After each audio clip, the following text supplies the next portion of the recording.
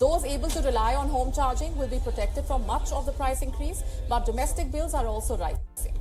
The rising cost prompted fears that it will put off drivers from buying them.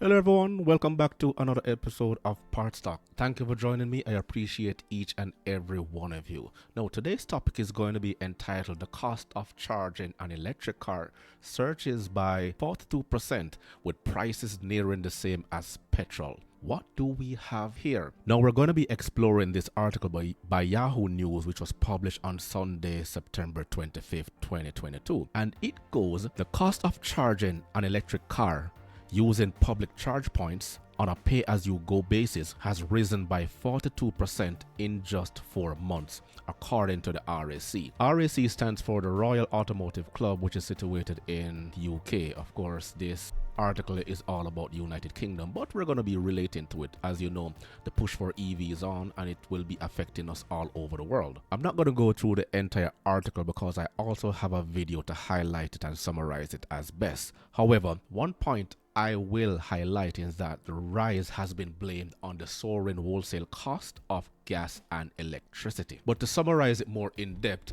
here's a quick summary from YN TV. Rain have caused several problems for the British residents, and adding to their concerns now is the rising cost of using electric car charging points. British Automotive Services Company RAC saying that soaring energy prices have added almost £10 to the cost of charging family-sized cars. And the increased price of wholesale gas and electricity has pushed up the price by 42%.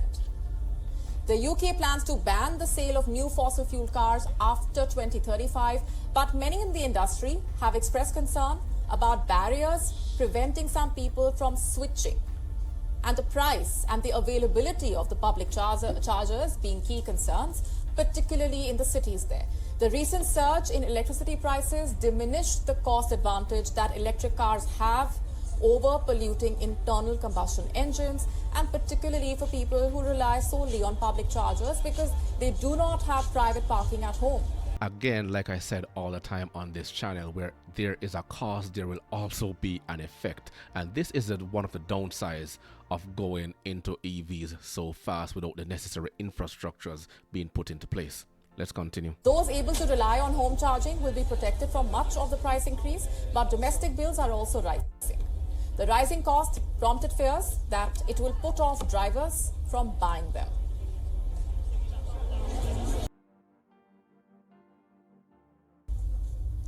For more on this, our correspondent Alex Izad getting us this report from London. Take a look.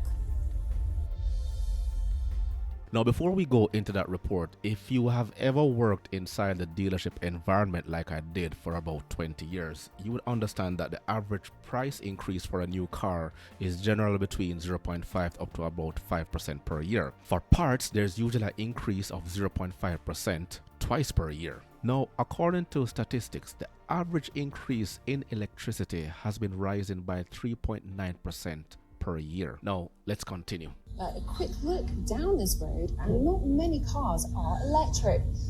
Could well be because of the cost of charging a vehicle at one of those electric charging points is rising by 42%. Now, over the past few years, there's been a real boost into electric cars to try and save the planet and save money. Even hybrid models are now frowned upon. But because of the cost of charging at one of these public areas is going so high, it looks like people aren't going to be buying more electric cars in the future. According to the RAC, the cost has soared, making it nearly £10 more expensive to rapid charge a typical family-sized electric car. The cost of running an electric vehicle obviously varies depending on the model, make, and the specifics of the vehicle. But the figures from the RAC show that if a driver exclusively uses these rapid or ultra-rapid public chargers, they'll pay around 18p per mile for electricity, up from the average of 13 pence per litre in May. Now, this compares with roughly 19p per mile for petrol and 21p per mile for diesel. And for those who charge their cars at home, Liz Truss's introduction of the energy price guarantee from the 1st of October ensures that domestic electric vehicle charging costs remain relatively. And the thing is, in the UK, they have been having an energy crisis ever since the war in Ukraine. Well, the war between Russia and the Ukraine. Russia has allegedly stopped the pipeline of energy going towards European countries.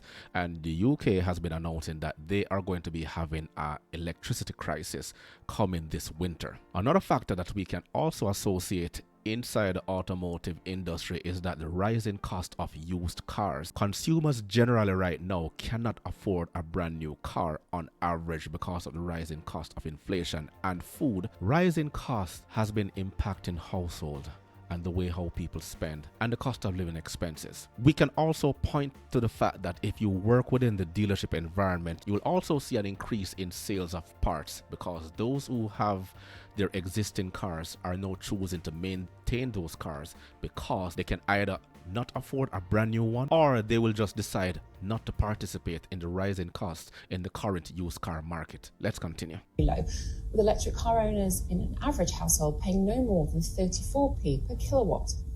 However, for a third of homeowners without off-street parking, boosting an electric car's batteries at their property simply isn't an option, and that means that they're relying on these charging points. Now, it's likely that the higher cost of charging using this public network is going to impact the appetite for electric vehicles in the future. As I said, sales of which have already fallen 49% since last year. This is Alex Isa for WeOn. World is One. WeOn now available in your country. Download the app. Back in 2009, if I can recall, the average price for a hybrid battery for a Toyota Prius was around $5,000. Now today in 2022, the average price for a battery for a Tesla Model S will cost an average of about $26,000. With every year, with the cost of materials, labor, capital, everything else going into the cost of production, it is very difficult for sub-manufacturers to achieve economies of scale because something is always happening.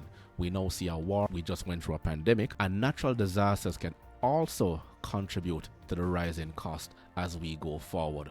This is something else we must consider if we're going to rely on the way we purchase cars in the very near future. Let's start the conversation below. Remember to grab a copy of my ebook, The Parts Manager Guide. Please smash that like button on your way out. It will only take you 1.5 seconds to do so. Until next time.